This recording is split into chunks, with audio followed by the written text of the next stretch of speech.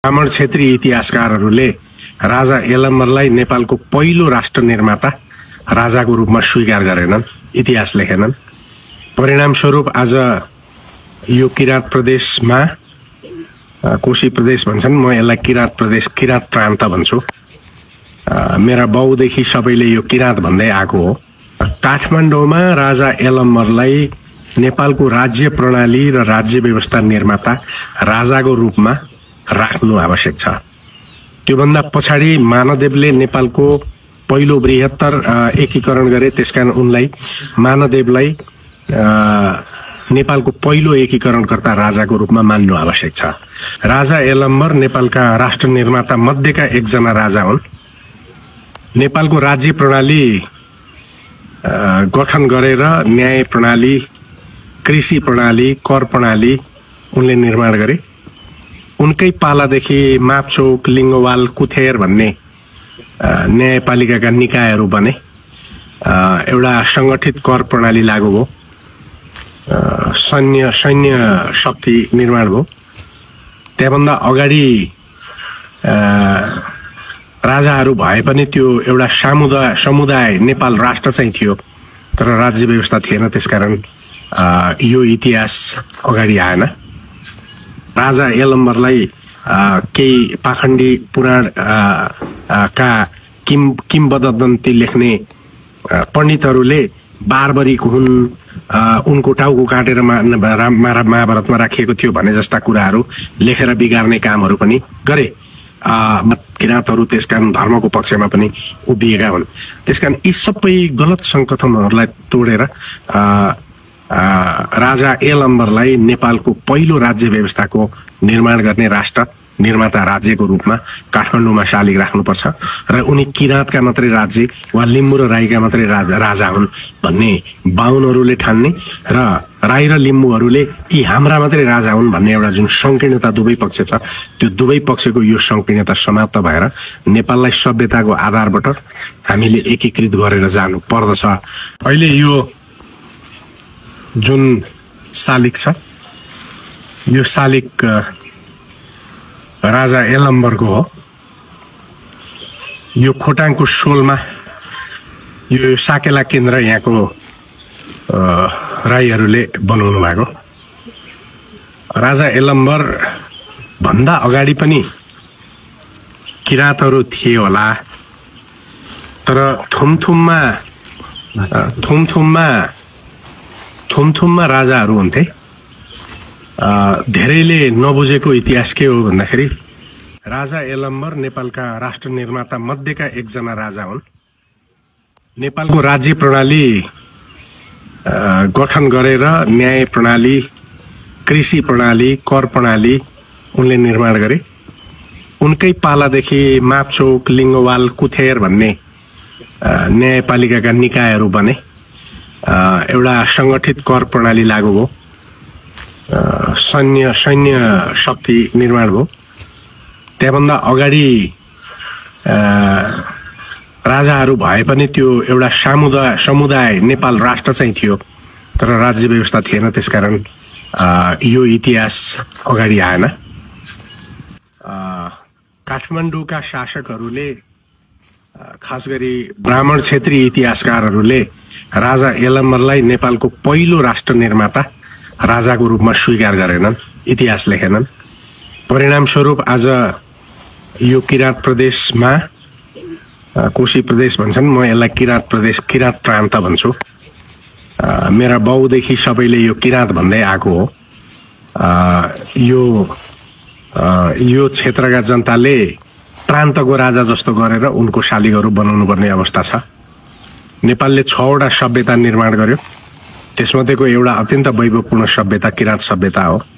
किराँत भन्ने शब्द आर्यनहरूले सम्बोधन गरेर बोलाउँदा आर्य भने जस्तो, शाक्य गणराज्यमा शाक्यहरूले सम्बोधन गरेर बोलाउने शाक्य भने जस्तो, लिच्छवी गणराज्यमा लिच्छवीहरूले बोलाउने लिच्छवी भने जस्तो, र मिथिलामा देव भनेर बोलाए जस्तो, यी शब्दहरू जात होइनन्। यी सम्बोधन गर्ने शब्द मान्छेका सभ्यताका प्रतीक शब्दहरू हुन् भन्ने कुरा पनि आएन। त्यसैले किराँत भनेको लिम्बू हो, राई हो, बाहुन होइन भन्ने खालको एउटा संकथन देशमा निर्माण गरियो। म किराँत प्रदेशको मान्छे हुँ, त्यसकारण मलाई किराँतहरूले सम्बोधन गरेर बोलाउने शब्द चाहिँ किराँत हो। जसरी शाक्य, आर्य, त्यसपछि मल्ल, त्यसपछि देव भनेर बोलाइयो। मेरो त्यही कारण एउटा भनाइ के हो भन्दाखेरि काठमाडौँमा राजा यलम्बरलाई नेपालको राज्य प्रणाली र राज्य व्यवस्था निर्माता राजाको रूपमा राख्नु आवश्यक छ।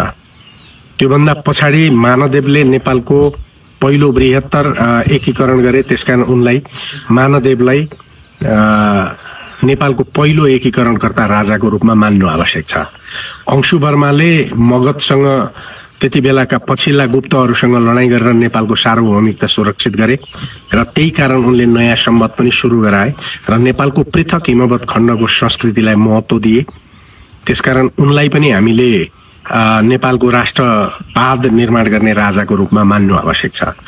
त्यसैगरी राजा नरेन्द्रदेवले भारत र चीनसँगको दौत्य सम्बन्धलाई फरक तरिकाले निर्माण गरे र नेपालको आर्थिक समृद्धि गरे।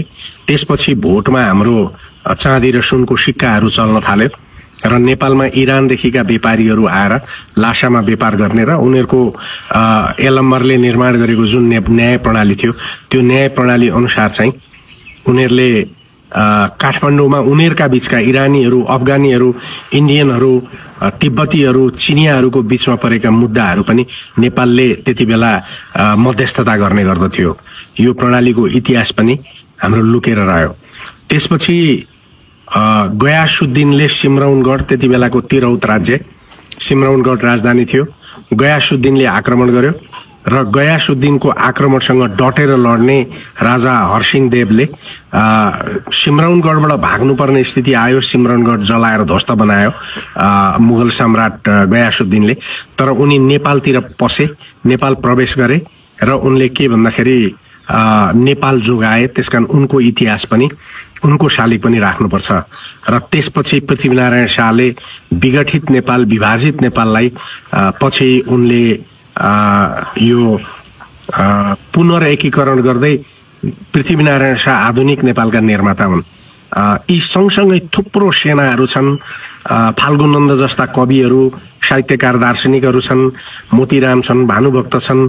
त्योभन्दा अगाडिका पनि कयौं लिच्छवी समयका बुद्ध कीर्तिहरू छन् र त्यसका सेनाहरू छन्। उनीहरूको सबैको इतिहासहरू लिनु र नेपाललाई एउटा समृद्ध एक राज्य बनाउनु आवश्यक छ।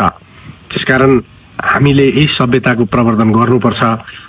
तर त्यही सभ्यताको प्रवर्धन नगरेको कारणले किराँत क्षेत्रका मान्छेहरूले, मगराज क्षेत्रका मान्छेहरूले जातीयताको कुरा उठाउनु परेको आजको अवस्था हो।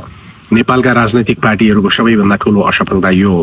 उनीहरूले यो बुझ्नु आवश्यक छ र हामी सबै देशका पढे लेखेका शिक्षित मान्छेहरूले यो कुरो बुझ्नु आवश्यक छ।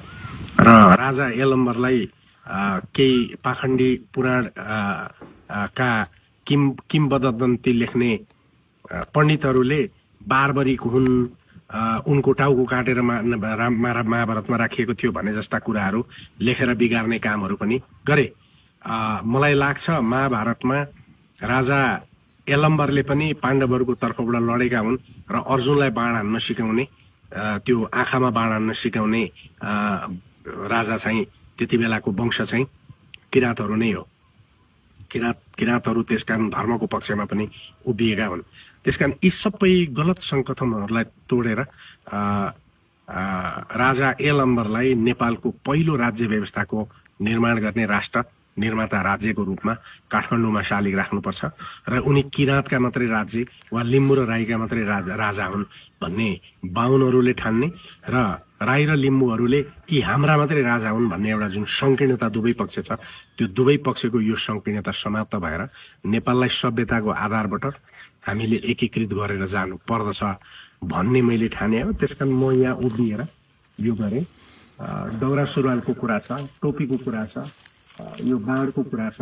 त्यति बेलाको लडाइँ तपाईँले हेर्नुहुन्छ कि यो त्यसरी निर्माण गरिएको छ। तर अझै पनि हाम्रा साथीभाइहरूले उनको अनुहार कस्तो थियो, उनी कस्ता लुगा लगाउँथे भन्ने कुरामा अझै गहिरो खोजनीति गर्नुपर्ने आवश्यकता छ। त्यसकारण आज खोटाङ आएको बेला यो सन्दर्भ चाहिँ देखियो र यो शालिग निर्माण गर्ने साथीहरूप्रति धेरै धेरै धन्यवाद छ। उहाँहरूले एउटा विलिन भएको इतिहासलाई उभ्याउनु भयो र हामीले त्यही कारण काठमाडौँमा अब एउटा यस्तो संस्था निर्माण गर्ने भन्ने कुराकानी गरिरहेछौँ जुन संस्थाले यो इतिहासलाई जीवित राख्न सङ्ग्रहालयको निर्माण गर्ने भन्ने प्रश्न हामीले उठाइरहेछौँ। र यो ठाउँ चाहिँ सोलमा भन्ने ठाउँ हो।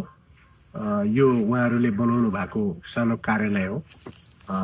सायद स्थानीय तहले यसलाई केही सहयोग गरेको होला र यो सहयोगबाट भए पनि यति इतिहास निर्माण गर्ने कुरा भयो। त्यसैले स्थानीय तहमा कतिपय राम्रा मान्छेहरू पनि छन् केन्द्रका शासकहरू जस्तो।